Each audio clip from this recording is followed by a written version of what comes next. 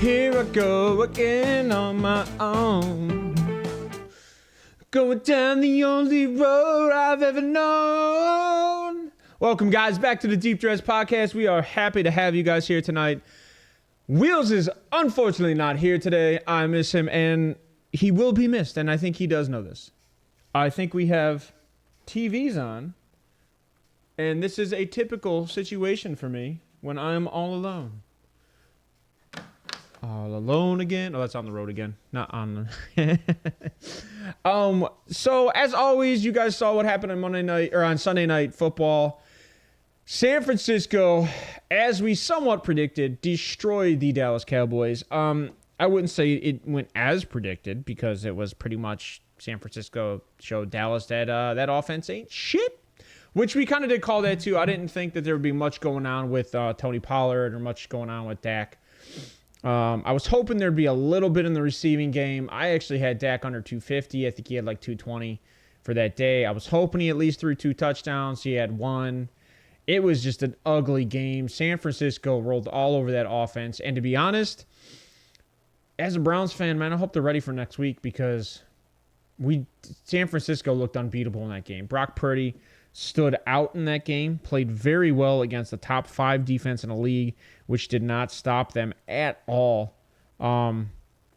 Actually, I didn't even look at his stats yesterday, because that stat line, I'm assuming, had to be pretty ridiculous. Brock Purdy, where are you, Mr. Purdy? So, 24 attempts, 17 completions, 252 yards, 4 touchdowns, 0 interceptions, 1 sack for a loss of 2 yards. That is perfect quarterback play against a top 10 defense, especially one that's like ranked top 5 in takeaways. So, Brock Purdy lit it up against a great defense. So, that being said, I won't get into that game too much. I lost bets in that game, and I'm sure a lot of other people did, because they thought that'd be a lot closer. But the games that were fun to watch, you had the 4 o'clock games yesterday, which was, you had Tennessee and Indy. Indy won that game, losing the quarterback at the same time. Anthony Richardson's out probably 4 to 6 weeks with an shoulder sprain. So he's going to be out for a little bit. You got the Saints just walked all over New England. A lot of people are asking questions about, is this a Belichick question or is this a Mac Jones thing? I've been saying this for about a couple weeks now with the Mac Jones being pulled out of the last game. I think they're in the hunt for a quarterback in this draft. I think that Belichick has been struggling for 3-4 years now without Brady, and he would like a guy that he can kind of put a little bit of the questions on, or the pressure off on that guy. And I think that it's going to be Caleb, Drake May. It's going to be one of those guys. Yo, what's up, Wheels? You and this Bo Nix. The only way Bo Nix is going to New England is if he plays if New England drafts out of the top 10. Because Bo Nix isn't going in the top 10. And that's my assumption at this point. When you look at the running back coming out in the draft, you look at the wide receivers coming out in the draft, you look at the couple quarterbacks come out in the draft, and you go to the tight end. Then you start flipping to, there's a couple good offensive linemen in this draft, and then you always have a DN that comes in the top 10. I just don't see that. Okay, all right, I agree with you.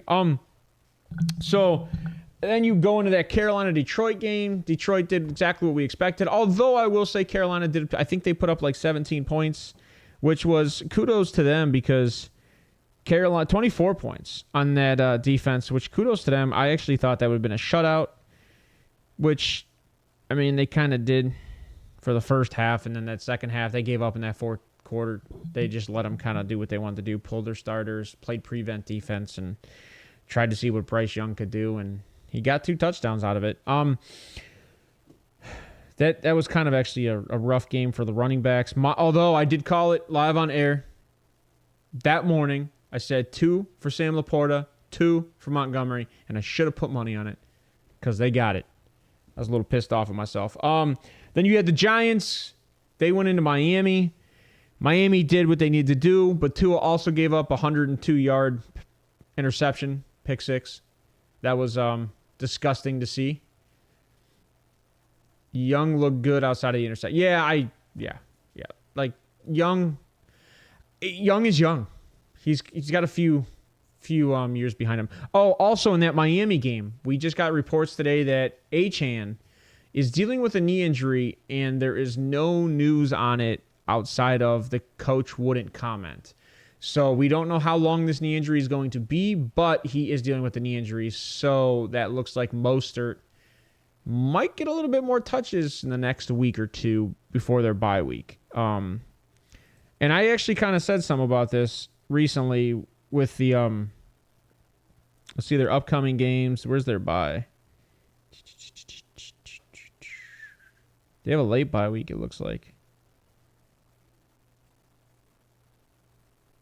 Or I'm just not seeing it. I think they have a late bye week.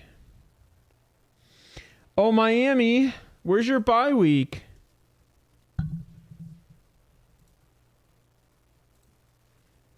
Miami bye week is 10. So yeah, they got Achane might be sitting for a little bit. Sauce possible torn ACL.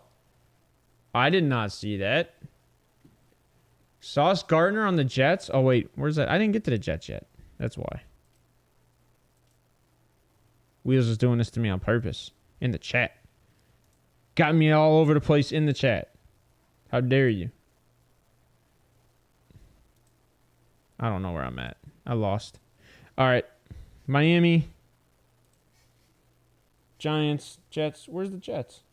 I didn't get to the Jets. That's a 4 o'clock game. That's why. Damn it, Wheels. No, you're good. Dude, you screwed me up. So Miami. Put up the points that they needed to put up. Achane looked like Achane. I mean, I think he had over 140 yards, 160 yards or something like that on 10 carries. Dude's averaging 12 to 15 yards a carry. Holes are huge, though, in that offense. So I think Mostert's at 8 to 10 yards a carry, too. So, but now you have one running back injury. This could be more passing. Could be a little bit more explosion out of the wide receivers, which me and Wheels were talking about this a little bit during the games yesterday, that they're saving the receivers for later in the season. Because Tua's really not having to push the ball downfield. Tua's throwing under 300 yards a game now. Not including the first game, which he threw for 500 yards. But again, a lot of that was short yardage and then yards after the catch. So it'll be kind of crazy. And then you go into Baltimore, into Pittsburgh. I thought there was a few injuries in that game. Yes, Ogunjobi looked like he was injured. I don't know if he came back into that game. Pittsburgh did upset the Ravens in this game, which was kind of crazy, but it was a defensive battle. Lamar got nothing. I mean, I think he had 40 or 50 yards, but they didn't let him into that end zone at all. Not at all. Zay Flowers struggled in that game. A few big key drops. So, and then you know what? I lied. Bateman and Odell, I think both went out in that game. So Bateman might have came back late in the fourth. I didn't see him. But Odell is for sure out again. Not going to say I called it, but I called it. Just saying. Houston, Atlanta, what a complete and utter upset for me. No picks again. It looked like there was going to be a pick, but there wasn't a pick. So CJ Stroud is kind of looking pretty darn amazing, to be honest with you. Such a good secondary. And he threw no interceptions, 1 touchdown, 250 yards, which I did. Wheels, do you remember this? I did say I would take CJ for the under 250. I didn't know it would be 249 yards. So that's kind of funny. Dameon Pierce did have a pretty decent game in that game, which we kind of did call that too. It was kind of, James Conner out. James Conner. He's out in that game. Oh, wait, that's a different game. That's Arizona. How dare I? Bijan had a rough day against that defense, which Will Anderson was looking like a monster in that game. Houston's defense is stout. Like, if you don't have Houston's defense or you play with defenses, I would recommend picking up Houston defense going later into the season because they've only gotten better and better along with the offense. I was impressed with the way C.J. Stroud played that game, but unfortunately in the red zone, that offense struggles, and I may or may not have a feeling that they're looking for a running back in the second round next year, maybe late first. So we'll see what happens. There's only a few guys out there. They actually, if that would be a team that I would recommend probably looking at, like, hold on. Where's he at? He's in my head. Who's not playing this year? Who played in Tampa Bay? Leonard Fournette. Leonard Fournette would actually probably fit pretty well on that team. I'd like to see somebody that can catch passes on that team because Dameon Pierce isn't doing it. And they're not even looking at him in the check down, to be honest with you. Ritter did have a good game. It was the best game of his season. But let's be honest. They weren't targeting Drake London. Kyle Pitts did show up. Kyle Pitts had a bunch of targets. Jonnu Smith, if they said Jonnu Smith one more time on air, it was driving me insane. Jonnu Smith. Or Jonnu Smith, at least tell me what your name is, because I'm going to tell you right now, I've been pronouncing it Jonnu my entire time you've been in the league, and I heard Jonnu for like a solid 3.5 hours yesterday. But the tight ends on that team showed up. They only targeted Drake London maybe like 5 times, and I think he got like 2 or 3 receptions. One was a huge reception, which advanced them to kind of get that down the field faster. But outside of that, Bijan was Bijan. I mean, he had explosive moments against a very good defense. So, and Tyler Algier also, when they wear down that defense line, like the run game starts to take off. When we get into the 4 o'clock games, which Wheels jumped up a gun on me, Philly Rams. I'm going to tell you right now, that Philly Rams game was a blast to watch, but Philly showed up at the end. Philly and San Francisco are now 5-0 in the NFC. The only 2 undefeated teams left. The Rams did have a whole bunch of energy with Cooper Kupp at the first half, and then that kind of stalled off towards the second half when they figured out how to cover Cooper Kupp a little bit more. And then they made Puka and Tutu do the rest of the dirty work. The Rams are missing a little bit of a run game in my mind. I think Kyren did pretty well, but they're missing some type of dynamic playmaker out of that backfield. I don't know what it is. I know that Stafford's going to have a hard time throwing if this offensive line doesn't play better. Because that defensive, granted, it's one of the better defensive fronts in the league, but that defensive front was in Stafford's ass the entire game. Apologize. But so was Cincinnati's. So if they don't fix that, they're going to have an issue the rest of this year. And I think the Rams go into the Steelers next week. And if this is how it's going to look, I'm going to say that the Steelers will win that game. I will. If this is what the Rams' offensive line is going to look like, I'm going to say the Steelers right now will win that game. So all Pickett has to do is not turn over the ball, and that defense will do what it needs to do. Moving on. Speaking of AFC North, Cincinnati at Arizona.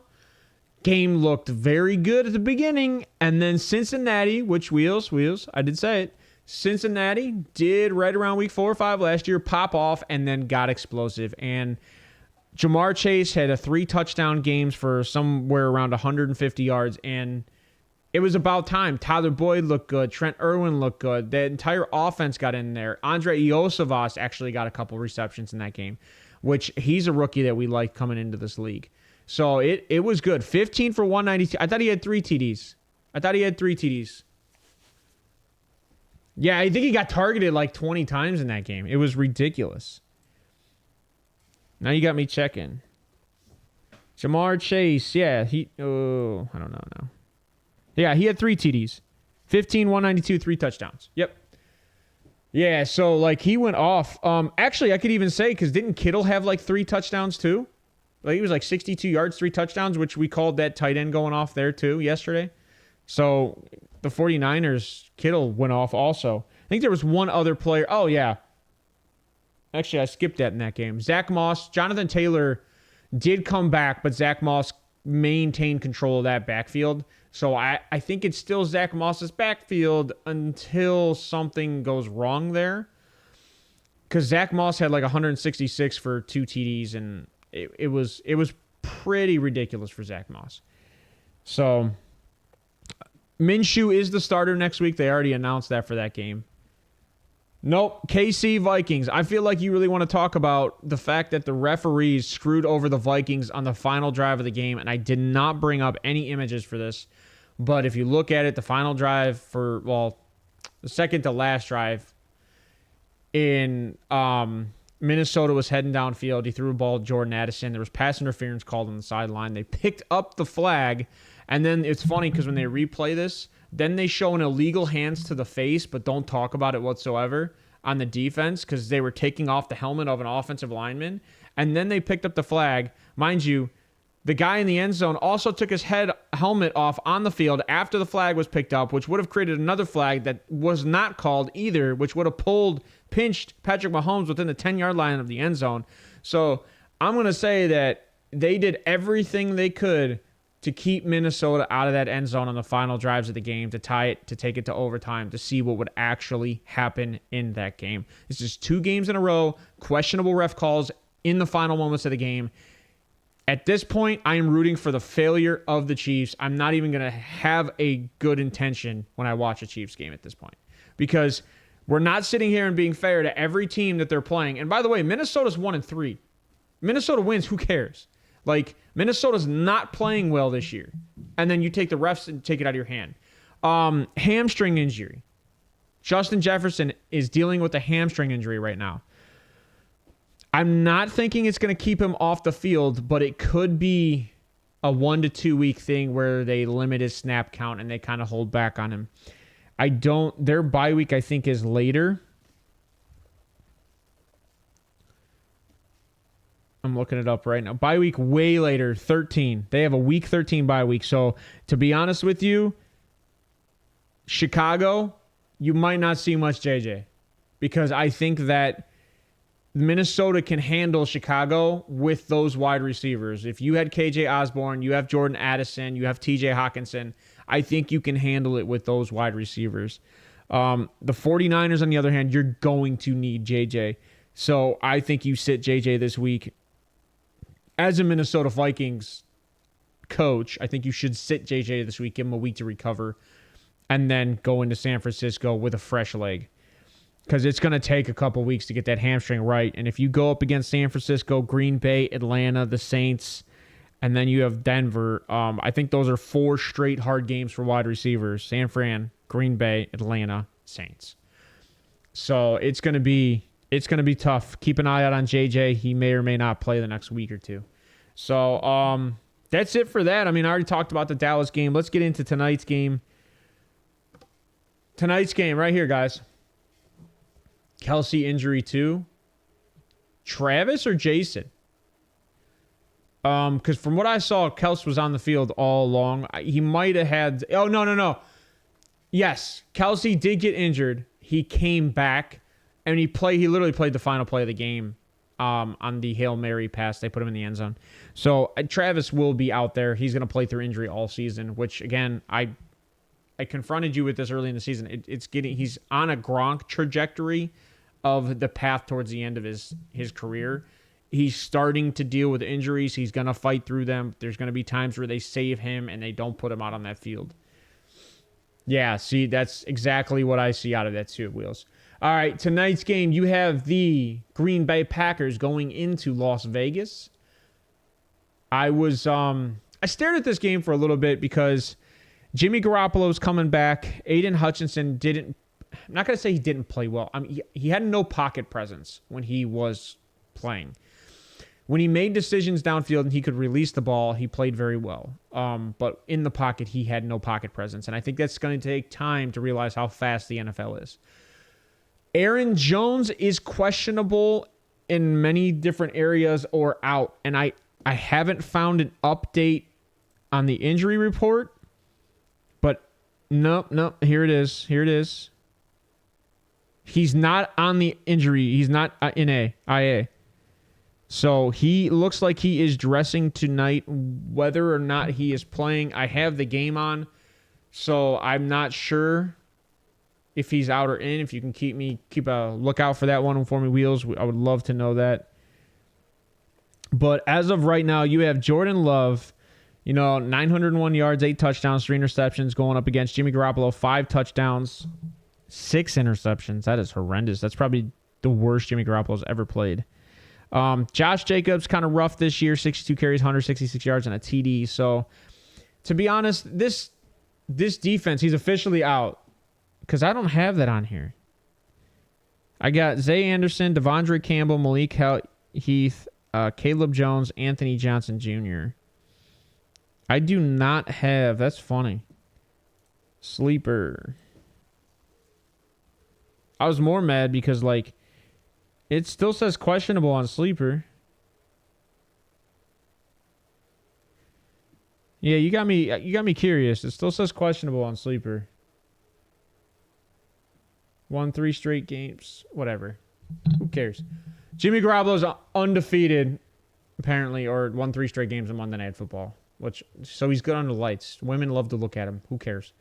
Jordan, I'm just going to get straight to the point on this one. Straight to the point. This is Green Bay's game. If Green Bay loses this game, it's crazy. I think Las Vegas might be favored in this game, to be honest with you. But if Green Bay loses this game, yeah, Las Vegas is favored by 2.5. This is Green Bay's game. Green Bay has been playing outstanding football ever since Jordan Love has been in. I think they're in the top tier of offensive production in this game since Jordan Love has played very well. Let's see. Offense, yards, they're 29th per play. They're low. Where's the scoring? I don't think scoring. Yards per completion, though, they're at number 4. I don't see the points scored. Here we go. They're 10th. They're 10th in score. So, they're top 10 scoring offense. That right there, against, when it comes to defense, they're 23rd. They give up 25. The Raiders give up 25.2 points per game. And the Green Bay Packers score 25 points a game. So, I think we could expect Green Bay to get at least 25 points this game. Just saying. I will say that Jordan Love has got to play a short passing game. They needed Aaron Jones in this game. So Aaron Jones not being in this game is going to be A.J. Dillon toting the rock. You're going to see a lot of Jaden Reed. You're going to see a lot of Romeo Doubs. Christian Watson has to have his best game in his second game coming back to beat this team. Devontae Adams is playing. I don't know if he's going to be on a pitch count, but or a snap count habit. He is playing, but I can kind of see a lot more of tight end usage here and Jacoby Myers in this game. And then if they get the lead, the Raiders get the lead, they're going to run the ball. They're going to run the rock with Josh Jacobs. Don't forget, though, Josh Jacobs had 5 or 6 receptions last game for 60 yards. So they actually used Jacobs, which was very different in the pass game. He was targeted 11 times, had 8 receptions for 81 yards. So this is the way I see this game going is it's Jordan Love making smart decisions and Jimmy Garoppolo leaning on the safe throws and Josh Jacobs. And Josh Jacobs' production, I guess, now as a pass catcher. Josh Jacobs looked like he might be the number 1 targeted running back from here on out if Jimmy Garoppolo's in this game, because that seems the new way it's go. 3, 6, 5, 11. Josh Jacobs is targeted crazy. So I don't have much for you guys tonight. If I were to take prop bets, which I was trying to do, I like the Josh Jacobs. I think it was over 60.5. I kind of like that. The only issue with that is Green Bay does have a pretty good defense, but it's questionable. Josh Jacobs has been putting up about 50 to 60 yards a week, so I can see him having over 60.5, or I think it's 60.5 rushing yards. Devontae Adams might have 60 to 70 yards. The problem is I just don't know if they're going to target him as much with the injury. So I see a lot more Jacoby Myers in this game. There could be another really good Jacoby Myers game. And then I don't like starting either of these quarterbacks, but if you had to start Jordan Love, I would. I could start Jordan Love comfortably. He's putting up about 20, 22 points a game in fantasy. So I would have a lot of fun with starting Jordan Love, to be honest with you. Let's see. He's predicted 16 points. He's put up 22 points against Chicago, 20 points against Atlanta, 25 against the Saints, and 18 against Detroit. So I could see him putting up 24, 25 points today. It's actually a pretty good start for, I would say, a first-year quarterback. It's his first year playing as a starter. So I could see a pretty good day out of him today. That DJ Moore stat line, 8 receptions for 230 yards and 3 touchdowns is insane. Insane. My dad, I'm going to say this one right now for you, Wheels, because I know you're listening. My dad traded Devontae Adams and Kyle Pitts, essentially. There was a lot more in that trade. But Devontae Adams and Kyle Pitts for DJ Moore and Marquise Brown. And right now, my dad's looking like he won the hell out of that trade. He also got Rachaad White in that trade. My dad won the hell out of that trade at this point. Ryan traded him all that. Ryan has officially traded for Devontae Adams and Jamar Chase and Kyle Pitts. And I think he's lost those trades immensely. It's not looking good. So, but I will say Jamar Chase showed up last night, man, at 53 points or 55 points. That was ridiculous. Still not better than DJ Moore, though. That's the crazy part. That is the crazy part. Yeah, I got destroyed in one league. It's funny, they're making fun of me in my 110 person league. They're like, dude, you couldn't even beat the guy who hasn't won a game. And then, like, if you look at the stats, Wheels, the guy that won the game had 212 points. He was the highest scoring person that week. Yeah, I'm not going to beat that guy. Even if I would have played Zach Moss over Jonathan Taylor, I'm at like 160. I'm not even close to beating him. Harass me all you want, guys. Appreciate it. That's all I got for you this week. I know we were going to get into quarterbacks today with Wheels in the chat. I'm not going to do that unless Wheels is here. I hope you're feeling better, Wheels. Miss you. But I am used to being here all by my lonesome. It gets exhausting every now and then. But I do appreciate it. Thursday, we will definitely do that Thursday because actually I think there's less to talk about on Thursdays. So I think if we're going to do something, we should do it Thursdays because I did the recap on Mondays. We do the Monday Night Football game. So I think we'll do it on Thursdays. We'll do the quarterbacks. And officially, everybody will have played 5 games except for the guys on a bye. So it'll be easier to talk about it that way. Eugene Smith, top 10 quarterback. I don't know. You in college? Yes, top 10 quarterbacks. Yes, sorry. Yeah, no. Joe Genos, is it autocorrect? I was like, I didn't. Was that autocorrect or did you type Eugene, James? That.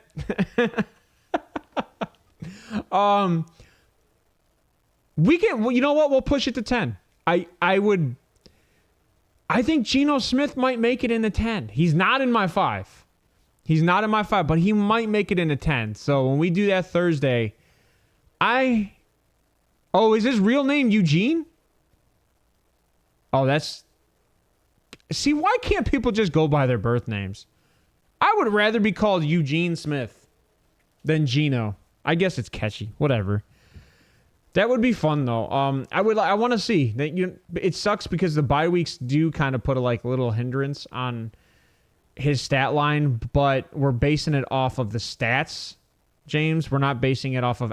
So we're gonna have to take in a per game stat because those guys have 4 games. So we're basing it off the way these guys are statistically playing this year. And I know a lot of people like to base everything on name. We're not going to do that. Within 5 weeks, we're going to base everything off their stats. And we're going to see where their stats and their names line up. Because there's guys we're going to want up there. There's guys you're going to want your Patrick Mahomes, you're going to want your Jalen Hurts up. But are they playing to the level of being a top 5 this year? Or is it just... Because I'm going to take into account QBR, their quarterback rating, and how their passer rating and all that stuff is into this top 10. It's not just going to be straight up statistical with the yards per attempt, air yards, rushing touchdowns, passing touch. It's not just going to be straight up all that. There is going to be some QBR based into that. But I think Geno might make it in the top 10 for me. I think he will. I think he will because he's been playing very clean, sound football outside of, I think, one game, but he's been playing very clean football. I know that guys that are up there and a lot of people aren't going to like, and you have to put him up there, is C.J. Stroud. Because C.J. Stroud, he might not be throwing touchdowns, but he is probably one of the cleanest people, and we could probably argue he probably doesn't have the best weapons. Like Drake London, a lot of people didn't like him coming out of college. Kyle Pitts, at this point, has been a bust for a top 5 draft pick. So it'll be a fun conversation. I hope you're here Thursday, James. Please come back Thursday. That being said, I hope you guys have a wonderful Monday. Win some money for y'all, because I won't. I lost all my bets this past weekend. Maybe because I stretched them into 13 leg parlays and not 10. I probably should back it down by like 3 or 4. That being said, I hope you guys have a wonderful Monday, and you take care. Bye.